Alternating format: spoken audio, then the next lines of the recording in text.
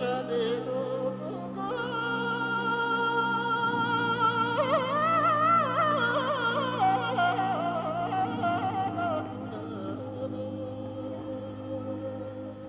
lot of ways, I feel like today has been the culmination of the trip. Like everything has been building up to this, even though the trip isn't over yet. But today we went to the Potala in the morning, and that's what I've been looking forward to for years now. It was pretty amazing. We drove up sort of the back entrance of it and started kind of from the top and maybe worked our way down. We got to go into the holiest shrine in the entire Potala. That was a very interesting room because most of the Potala actually was built later for the 5th Dalai Lama in the 17th century. So it was nice to see the original structure and then kind of go around and see some of the rest that was built.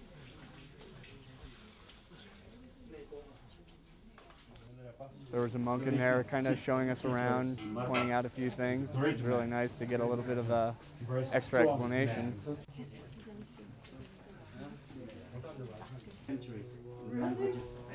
And then when we came out, actually one of the security guards started showing us around the whole place. And he'd been working there for 20 years, so he knew an awful lot about the place, and his English was great. Really helped us out. He pointed out a lot of things that I don't think I would have understood, especially with some of the paintings. He pointed out what the meaning was, what the story was behind it. There were even a few white people painted on the walls there, early English, French, German people who had come to Tibet. One interesting thing about the Potala was it seems like every Dalai Lama had his own throne room. I would have expected one throne room that they kept using over and over, but the guard was pointing out this is the 6th Dalai Lama's throne room, this is the 7th, the 8th Dalai Lama's throne room.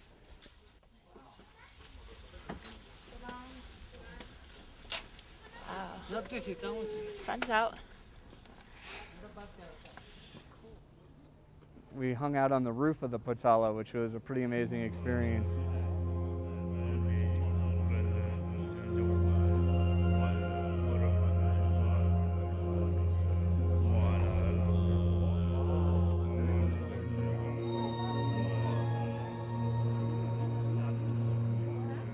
The views from there, just looking out over Lhasa, which is way bigger than I ever would have expected. It's huge. It's a really big city.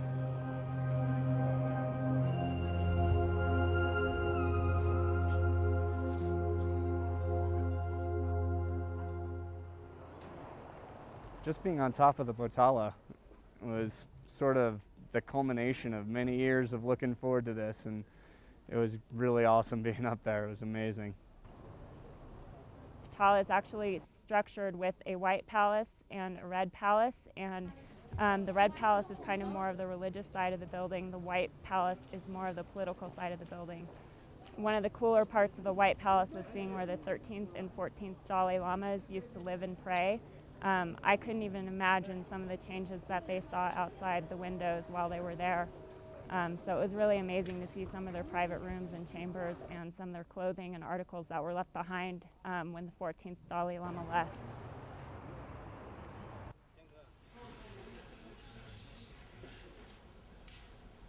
Even just exiting the Potala was an experience in and of itself.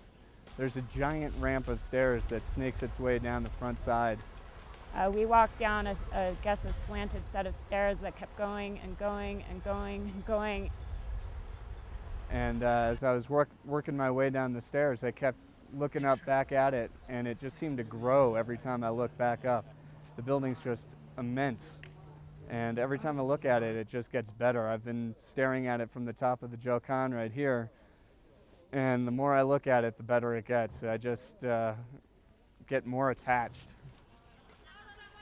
The structure of the Potala itself is absolutely overwhelming. You can stand next to it and have a sore neck from trying to look up and up, and I tried to get some pictures that convey the magnitude of the building, and I'm pretty sure they failed.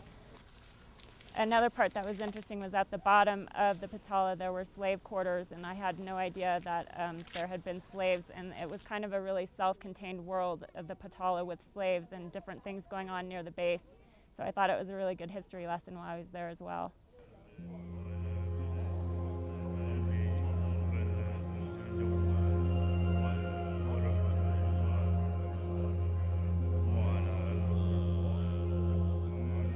Jokon Temple is the holiest of holy structures in all of Tibet. This is the big one. This is where everybody wants to come, and it's pretty amazing. Just when you think you can't go into another room and look at another 1,000 statues, you walk in here and it's amazing all over again.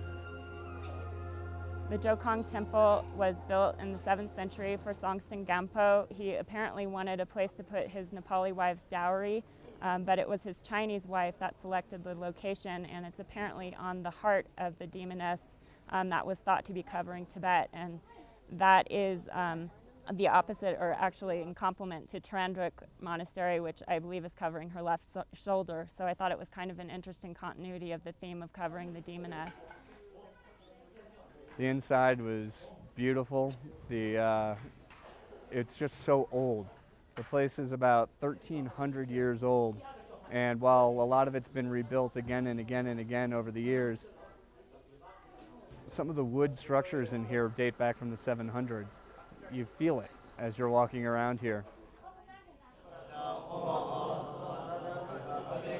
It's still an active temple here. There are lots of monks, and we got to sit through a prayer and chanting session. They had a lot of intricate hand movements, which I hadn't noticed before. They had bells. Some of them were playing drums, and it was the first time that I'd actually seen the scriptures in use. And at a lot of the temples we've been at, we've gotten to see the scriptures on the walls, but in this particular chanting ceremony, the monks had narrow strips of paper with Tibetan script, and were flipping through them to keep on cue and go through the ceremony that way. And I had a strange connection while I was there, in which one of the monks was making faces at me and going like this, and I thought it was really funny, and it made me laugh. And to think that a monk in the middle of his meditation is trying to get me to smile means I probably have a little work to do on cheering up. But it was a really wonderful connection. I enjoyed the chanting ceremony and kind of felt myself falling into a trance state while I was there. We also got to join in on one of the koras. The kora is sort of a circular pilgrim walk. And this is a small kora. It just goes around the main shrine of the temple. But it was bustling with people and pilgrims just rushing right along. They go at a surprisingly good clip for a holy walk. They're just pushing right along, and they don't mind shoving you out of the way if you're going too slow. I also walked past, started doing some of the prayer wheels. Got kind of caught in a corral of prayer wheels. Didn't realize that they just go on and on and on and on and on and on.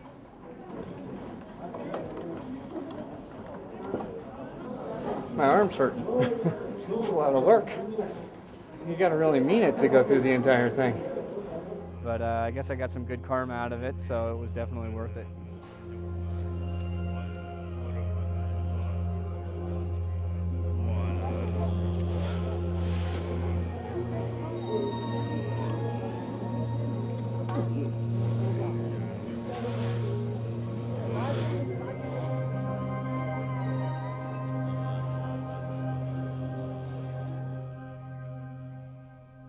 Today was a really great day. We started off, we went right to the Potala, finally. So excited to get there.